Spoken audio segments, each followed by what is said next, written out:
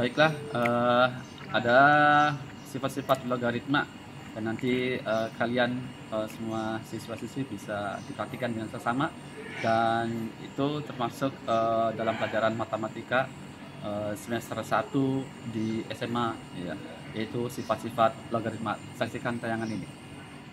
Halo adik-adik, pada kesempatan kali ini kita akan belajar bersama mengenai sifat-sifat logaritma. Nah, pastikan kalian sudah menonton video pembelajaran sebelumnya mengenai definisi logaritma ya. Materi ini dipelajari di mata pelajaran Matematika Peminatan kelas 10 SMA kurikulum 2013. Sifat logaritma yang pertama adalah A log B ditambah A log C akan sama dengan A log B kali C. Nah, kalau kita lihat di sini basisnya sama ya, yaitu A. Contoh soalnya, sederhanakan bentuk berikut. 2 log 3 ditambah 2 log 10 akan sama dengan titik-titik. Nah, kalau kita lihat di sini basisnya sama, yaitu 2, maka berlaku sifat yang di atas. Jadi 2 log 3 ditambah 2 log 10 akan sama dengan 2 log 3 dikalikan dengan 10. Atau bisa kita tuliskan menjadi 2 log 3 kali 10 itu 30 ya. Nah, jadi bentuk sederhana dari 2 log 3 ditambah 2 log 10 adalah 2 log 30. Nah, untuk sifat yang pertama seperti itu ya. Sifat yang kedua yaitu A log B dikurangi dengan A log C, hasilnya akan sama dengan A log B per C. Nah, contoh soalnya, sederhanakan bentuk berikut. Di sini ada 3 log 81 dikurangi 3 log 27. Di sini basisnya sama, yaitu 3. Kemudian karena bentuknya pengurangan, maka berlaku sifat yang di atas menjadi 3 log dari 81 per 27. Oke, kita sederhanakan menjadi 3 log 81 per 27 itu adalah 3, jadi 3 log 3. Hasilnya sama dengan 3 log 3. 3 pangkat berapa supaya hasilnya 3, yaitu 3 pangkat 1. Sehingga 3 log 3 sama dengan 1. Nah, seperti itu ya sifat yang kedua. Sifat yang ketiga, A log B dikali B log C, hasilnya akan sama dengan A log C. Sifat ini biasa disebut sifat efek domino, di mana di sini ada numerus dan basis yang sama secara berurutan. Di sini yaitu B. Oke, contoh soalnya, sederhanakan bentuk berikut. Yang pertama di sini ada 5 log 7 dikali 7 log 25. Nah, kalau kita lihat dari soalnya, di sini ada numerus dan basis yang sama secara berurutan, yaitu 7. Maka 5 log 7 dikali 7 log 25 ini akan sama dengan 5 log 25. Hasilnya sama dengan 5 log 25, artinya 5 pangkat berapa supaya hasilnya 25, yaitu 5 pangkat 2. Sehingga 5 log 25 hasilnya adalah 2. Oke, contoh kedua. Kalau ada bentuk 2 log 6 dikali 6 log 8 dikali 8 log 32. Nah, kalau kita lihat di sini juga ada numerus dan basis yang sama secara berurutan, yaitu 6. Kemudian ada lagi 8, sehingga ini hasilnya akan sama dengan 2 log 32. Oke, kita cari nilainya. 2 log 32 artinya 2 pangkat berapa supaya hasilnya 32, yaitu 2 pangkat 5, sehingga 2 log 32 hasilnya adalah 5. Nah, seperti itu ya untuk sifat yang ketiga. Sifat yang keempat, jika ada bentuk A log B pangkat N, maka hasilnya akan sama dengan N kali A log B. Contoh soalnya, tentukan nilai dari 3 log 1 per 27. Oke, untuk penyelesaiannya kita tuliskan dulu soalnya. Kemudian ini akan sama dengan 3 log 1 per 27. 27 itu kan merupakan perpangkatan dari 3 pangkat 3. Jadi kita memperoleh 3 log 1 per 3 pangkat 3. Atau bisa kita tuliskan sebagai 3 log 1 per 3 pangkat 3 ini bisa kita tuliskan sebagai 3 pangkat negatif 3.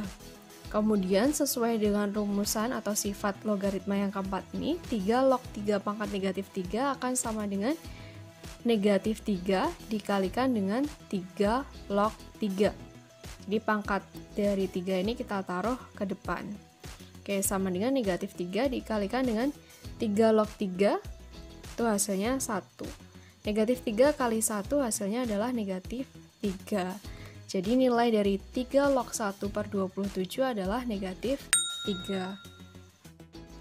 Sifat yang kelima, jika ada bentuk A pangkat M log B, maka hasilnya akan sama dengan 1 per M kali A log B. Contoh soalnya, tentukan nilai dari akar 4 log 64. Oke, untuk penyelesaiannya kita tuliskan dulu soalnya. Kemudian di sini basisnya adalah akar 4, di mana akar 4 ini bisa kita jadikan bentuk pangkat menjadi 4 pangkat setengah, kemudian log 64. Jadi basisnya itu berpangkat setengah, maka sesuai dengan sifatnya, ini akan sama dengan 1 per pangkat dari basisnya, yaitu 1 per setengah, kemudian dikalikan dengan 4 log 64. Oke, kita selesaikan.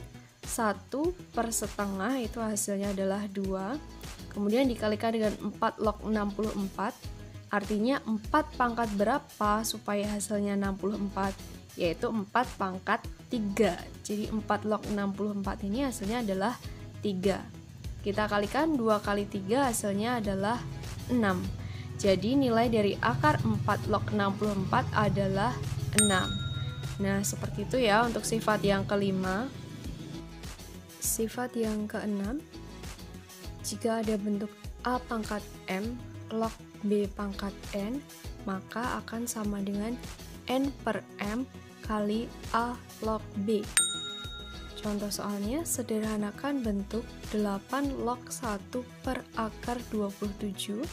Untuk penyelesaiannya kita tuliskan dulu soalnya. Kemudian 8 log 1 per akar 27, ingat bahwa 8 di sini merupakan perpangkatan dari 2 pangkat 3. Log 1 per akar 27 ini, akar 27-nya bisa kita jadikan bentuk pangkat, yaitu 3 pangkat 3 per 2. Sama dengan 2 pangkat 3 log 1 per 3 pangkat 3 per 2 ini bisa kita tuliskan 3 pangkat negatif 3 per 2 ya. Jadi sesuai dengan sifatnya, hasilnya akan sama dengan pangkat numerusnya, yaitu negatif 3 per 2 per pangkat dari basisnya, yaitu 3, dikalikan dengan 2 log 3. Oke, negatif 3 per 2 dibagi lagi dengan 3 ini bisa kita tuliskan sebagai negatif 3 per 2 dikalikan dengan 1 per 3. Kemudian dikalikan lagi dengan 2 log 3. Negatif 3 per 2 kali 1/3, di sini ada 3 per 3, ini bisa disederhanakan ya, hasilnya 1, kemudian tinggal negatif setengah dikalikan dengan 2 log 3. Jadi bentuk sederhana dari 8 log 1 per akar 27 adalah negatif setengah 2 log 3. Sifat yang ke-7 yaitu jika ada bentuk A log B, maka akan sama dengan 1 per B log A. Contoh soalnya, jika diketahui 3 log 2 sama dengan A, maka tentukan nilai dari 32 log 27. Untuk penyelesaiannya kita tuliskan dulu soalnya, yaitu 32 log 27. Ingat, 32 itu merupakan hasil dari perpangkatan 2 pangkat 5. Kemudian log 27 itu hasil dari perpangkatan 3 pangkat 3. Nah, kalau kita lihat di sini basis dan numerusnya sama-sama mempunyai pangkat, maka ini akan sama dengan pangkat dari numerusnya, yaitu 3 per pangkat dari basisnya, yaitu 5. 3 per 5 dikalikan dengan 2 log 3. Oke, hasilnya sama dengan 3 per 5 dikalikan dengan, nah di sini 2 log 3 ini kita belum tahu nilainya, tapi di sini sudah diketahui bahwa 3 log 2 sama dengan A, dan sesuai sifatnya bahwa A log B sama dengan 1 per B log A, sehingga 2 log 3 ini sama dengan 1 per 3 log 2. Oke, hasilnya akan sama dengan 3 per 5 dikalikan dengan 1 per, nah di soalnya diketahui bahwa 3 log 2 sama dengan A, jadi 1 per A. Kita kalikan 3 kali 1 itu 3, jadi 3 per 5 kali A, yaitu 5A. Jadi nilai dari 32 log 27 adalah 3 per 5A. Selanjutnya, sifat yang ke-8.